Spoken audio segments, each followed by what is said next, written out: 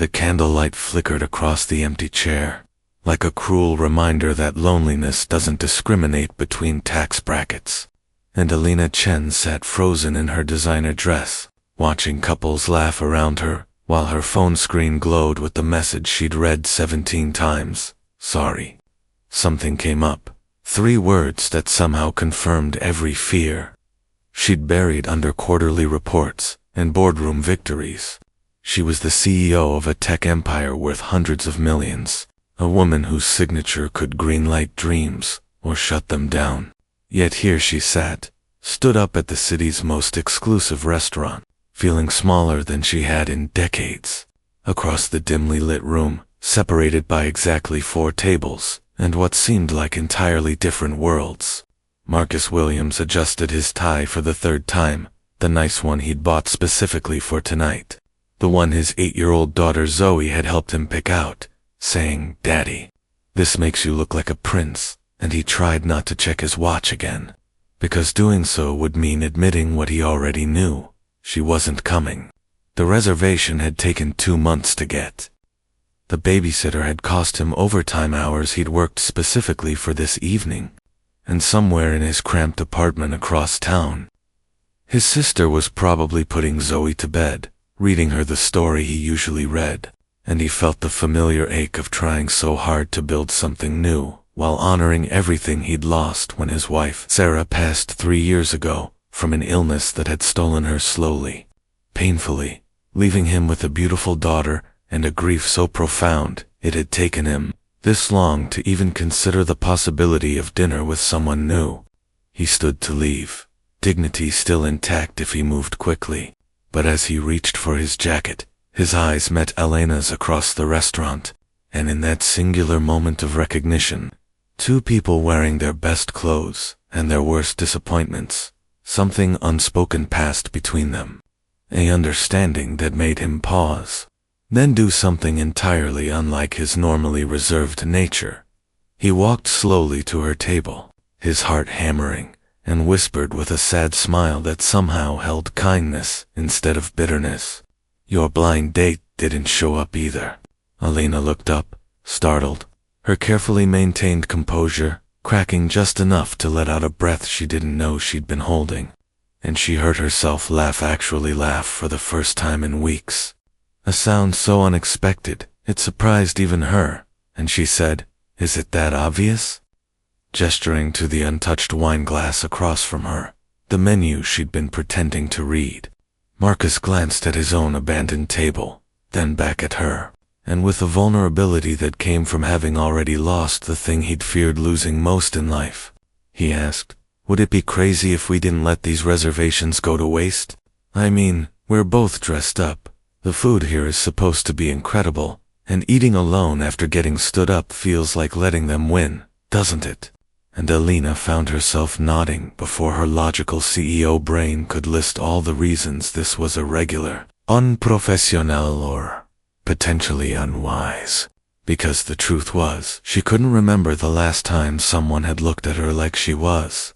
Just a person, not Alina Chen, founder and CEO, not the woman on the Forbes list, not the keynote speaker or the tough negotiator, just another human being having a difficult night. They sat across from each other, this unlikely pair, and for the first few minutes they made the kind of small talk that people hide behind, commenting on the menu and the restaurant's ambience. But then Marcus mentioned that his daughter had picked out his tie, and something in the way he said it with such pure, uncomplicated love made Alina ask, "How old is she?" And suddenly, the walls began to lower. "Zoe just turned 8, Marcus said, his whole face transforming when he spoke her name, pulling out his phone to show a photo of a little girl with beaded braids and a gap-toothed smile, wearing a science fair medal. "She's the smartest, funniest person I know. And I'm not just saying that because I'm her dad. She's genuinely extraordinary, though I might be slightly biased." And Alina found herself leaning in, really looking, seeing in that photo the kind of pure joy she'd somehow forgotten existed, and she said softly, "She's beautiful. You must be very proud." Marcus nodded, his eyes getting distant for just a moment. Her mom would have been so proud too. Sarah passed away 3 years ago, and he paused, seeming surprised at his own honesty. I'm sorry. That's probably too heavy for a first conversation with a stranger, but Alina reached across the table, stopping just short of touching his hand, and said, Please, I spend all day in conversations where no one says anything real. This is actually nice.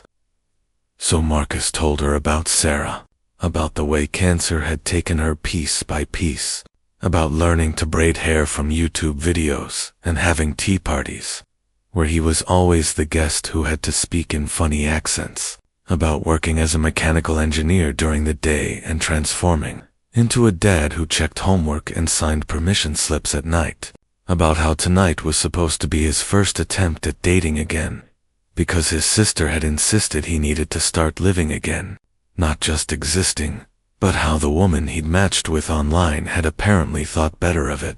Maybe she saw my profile and realized that a single dad with an 8-year-old and a modest salary isn't exactly the adventure she was looking for, he said, trying to smile but not quite reaching it, and Alina felt something crack open in her chest.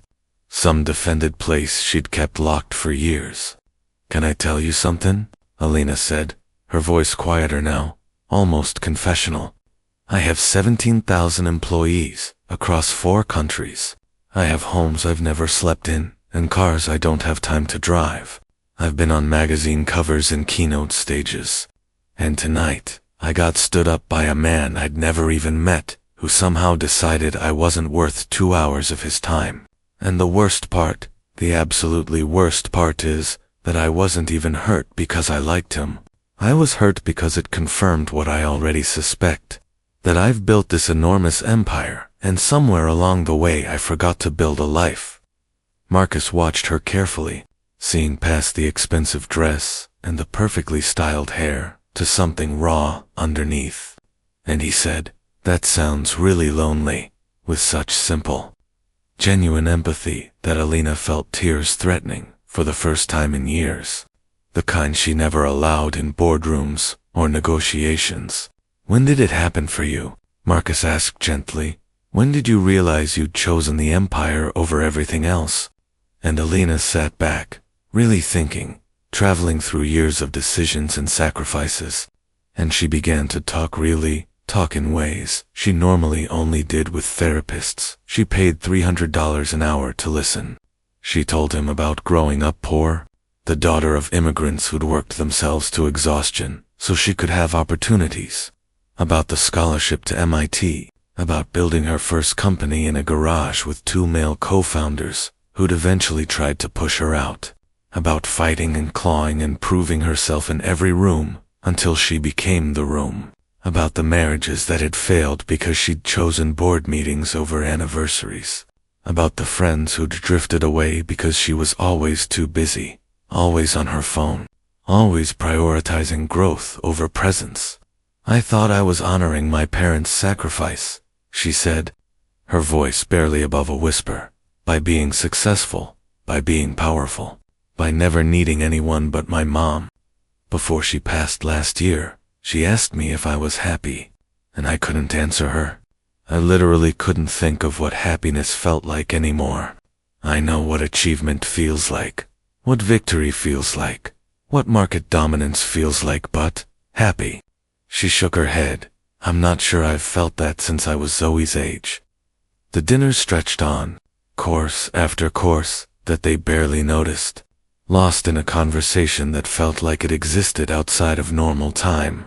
And Marcus found himself talking about things he rarely voiced about, the guilt of moving forward when Sarah couldn't, about the fear that he wasn't enough for Zoe, that she needed more than his amateur attempts at motherhood and fatherhood combined, about how he'd thought tonight was about finding romance, but maybe what he really needed was just to remember that he was still a person outside of being a father. Still Marcus, who liked jazz, music and terrible action movies, and had opinions about things that had nothing to do with parent-teacher conferences. Do you want to know something that'll sound crazy? Alina said as they shared a dessert neither had ordered but the perceptive waiter had brought anyway. This is the best date I've never been on. These two people who didn't show up might have given us both a gift." Marcus laughed, a real, full laugh that made the couple at the next table smile reflexively, and said, "I was thinking exactly the same thing. Though I'm pretty sure Zoe is going to say, 'I told you so.' Because she's weirdly wise about this stuff last week. She told me that the best things happen when you're not trying to force them, which is either very profound or something she heard on a cartoon. I'm not sure which." The restaurant was beginning to empty around them, chairs being lifted onto tables in the distant sections, and Marcus checked his watch, startled to see it was nearly 11, which meant he'd been talking to this woman, this stranger who somehow didn't feel like a stranger at all, for over 3 hours. "I should go," he said reluctantly. "My sister has work early, and But Alina interrupted. "Can I ask you something first? And please, be honest." She took a breath, seeming to gather courage. "I have this charity thing next Saturday. A gala for the youth STEM program my company funds. It's going to be hundreds of people. I don't really know, having conversations, I don't really care about, and I always go alone because bringing a date feels performative. But what if you and Zoe came? Not as a date," she added quickly, "but as friends." She could see the robotics demonstrations. Meet some of the scholarship kids, and honestly, you'd be doing me a favor because you're the first person I've talked to in months who's reminded me why I actually started funding education programs in the first place. Marcus stared at her, processing this, aware that this was unusual, possibly inappropriate, definitely outside his normal, carefully controlled world. But then he thought about Zoe's face when he described robots and science demonstrations, and he heard himself saying, "She would absolutely love that." "Are you sure? I mean, your world and mine." But Alina cut him off. "That's exactly the point. My world is full of people just like me, and look how well that's working out." She smiled, sad and self-aware. "Besides, something tells me Zoe might be exactly the kind of person I need to remember to be." They exchanged numbers, splitting the check despite Elena's protests, and as they stood in the restaurant's entrance where the valet was bringing around cars, his, a 10-year-old sedan, hers a Mercedes she admitted she'd only driven twice, Marcus said, "Thank you for tonight, for being honest, for being real." Alina looked at him, this kind man, in his carefully chosen tie, who'd turned a night of rejection into something unexpectedly meaningful, and she said, "No thank you. You reminded me that connection matters more than success. I'm going to try to remember that."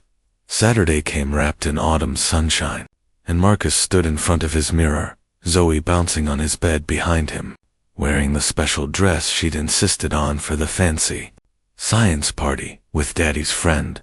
And he felt nervous in ways that had nothing to do with romance and everything to do with worlds colliding, his small, precious life meeting the vast empire of someone who existed on a completely different level. But when they arrived at the hotel ballroom, Alina was waiting by the entrance, and she'd somehow bypassed all the formal receiving lines to greet them personally. And when she knelt down to Zoe's level and said, "You must be the scientist who helped pick out the best tie in the restaurant that night," Zoe giggled and said, "Daddy said, you're the smartest person he's ever had dinner with, which means you must be really smart, because my daddy knows everything about engines and math." And Marcus watched Elena's eyes get bright, watched her smile become something genuine rather than corporate. The gala was exactly as Alina had predicted, full of wealthy donors making small talk and company. Executives networking, but she spent most of it with Marcus and Zoe, watching Zoe's face light up at the robotics demonstrations, listening to her pepper the scholarship students with questions about their projects, and at one point, as Zoe was enthusiastically explaining her own science fair project to a bemused board member, Marcus whispered to Alina, "You're really good with her." "Natural," and Alina whispered back, "She reminds me why any of this matters.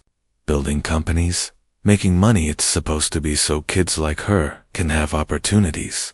so families like yours can thrive. Somewhere I'd turned it into just numbers and market share. She's helping me see it clearly again, near the end of the evening. During a quiet moment when Zoe was showing her medal to a group of younger kids, who'd gathered around her like she was a celebrity, Elena said to Marcus, "I've been thinking about what you said at dinner, about living versus existing. I've made a decision." Marcus looked at her, curious, and she continued, "I'm stepping back, not leaving the company, but appointing a co-CEO, someone who actually loves the day-to-day operations in ways I stopped loving years ago. I'm going to focus on the parts that matter, the education programs, the mentorship, the actual impact, and I'm going to stop working 80-hour weeks for goals that don't make me happy." Marcus smiled. "That's brave. Really brave." Elena shook her head. "It's not brave. It's overdue. You know what's brave? What you do? Showing up every day for someone you love, sacrificing sleep and money and personal time, working hard at a job, and even harder at being a parent, staying open to connection, even after devastating loss. That's courage. I've just been running away, calling it ambition." She paused, watching Zoe. "I want to have what you have with her. Not necessarily a child, but that kind of purpose, that kind of love, the kind that matters when everything else falls away." Marcus felt his throat tighten. Sarah used to say something similar. She'd say that at the end of our lives, no one remembers our resumes. They remember how we made them feel. Elena turned to him, tears now openly on her cheeks, despite the ballroom full of people. "She sounds like she was extraordinary," and Marcus nodded. "She was, and she'd have liked you. She'd have said you just needed someone to remind you of what you already knew." As the gala wound down and Zoe fell asleep against Marcus's shoulder, tired from excitement and wonder, Elena walked them to their car, and in the parking garage's echoing quiet, she said, "I know this is going to sound strange, but these 2 evenings, the disaster date that wasn't, and tonight, they've changed something in me. You've both reminded me what it feels like to be human, not just successful." Marcus shifted Zoe's sleeping weight gently. "You did the same for me. Reminded me that I'm allowed to have a life beyond just being dad.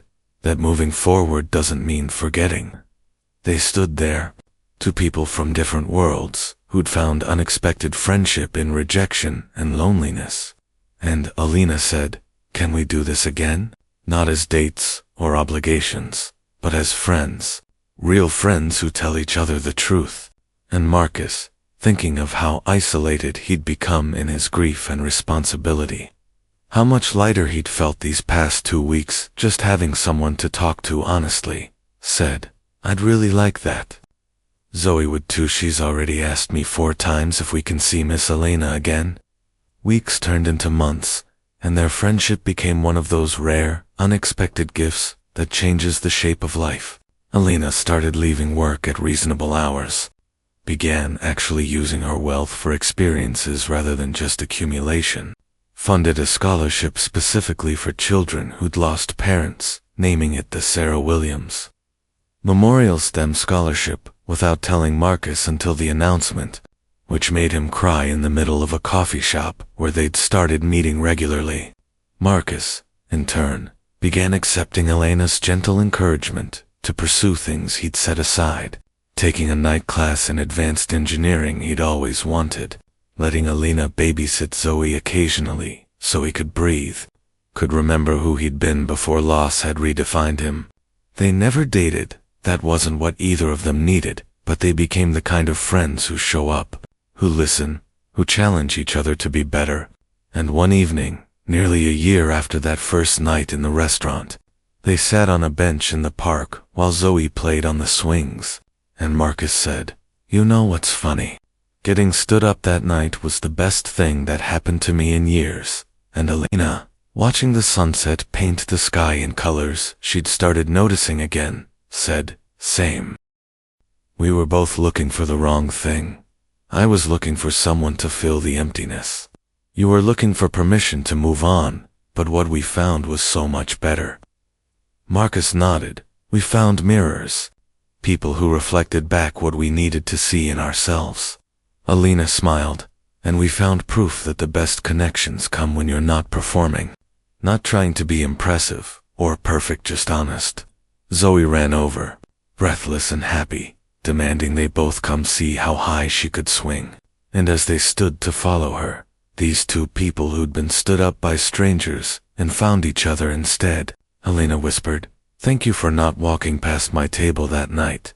And Marcus whispered back, "Thank you for laughing instead of sending me away." And they walked together into the golden evening. Proof that sometimes our plans falling apart is exactly what needs to happen. That loneliness can be a doorway rather than a destination. That the greatest connections often begin with the quiet courage of one person seeing another's pain and choosing to stay, to speak, to reach across the space between tables and worlds and say, "You're not alone, either am I, so what if we sit together?" The sun dipped below the horizon as Zoe's laughter echoed across the park, and somewhere in the city, in that same restaurant where two strangers had once sat at separate tables, nursing their rejections, other people were probably having other first dates. Some that would work and some that wouldn't, but none that would quite understand that sometimes the person you're meant to meet isn't the one who shows up, pits the one who's brave enough to walk over when everything has fallen apart, and whisper with kindness instead of bitterness, with hope instead of cynicism. Your blind date didn't show up either, because in the end, the best love stories aren't always about romance. Sometimes they're about two broken people who help each other become whole, who remind each other that success without connection is just expensive loneliness. That vulnerability is the only real currency that matters, and that being seen, truly seen by someone who asks nothing but honesty in return, is the rarest, most precious gift we can give each other in a world that so often asks us to be anything but real.